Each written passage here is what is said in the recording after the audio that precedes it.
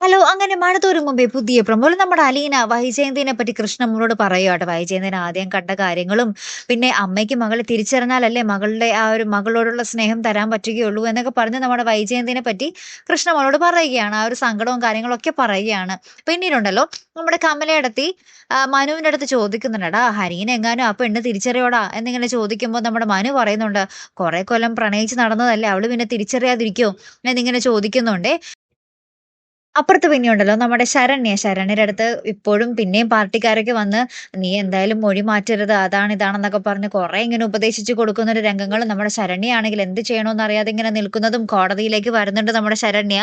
അപ്പുറത്ത് നമ്മുടെ ജഡ്ജി അദ്ദേഹം ആ ഒരു വിധി പറയാൻ പോകുകയാണ്. നമ്മുടെ രോഹിത്തിനെയും ഹരീനെയൊക്കെ അവിടെ കോടതിയിൽ നിരത്തി നിർത്തി ശരണ്യയുടെ മൊഴിയൊക്കെ കേട്ട് വിധി പറയാൻ പോകുന്ന ഒരു രംഗങ്ങളൊക്കെ തന്നെയാട്ടോ കൂട്ടുകാരെ നമുക്ക് ഏറ്റവും ഒടുവിൽ കാണുവാൻ സാധിച്ചതേ. കാത്തിരിക്കാട്ടോ അടുത്തൊരു വീഡിയോയുമായി വരുന്നത് വരയ്ക്കും ഗുഡ് ബൈ.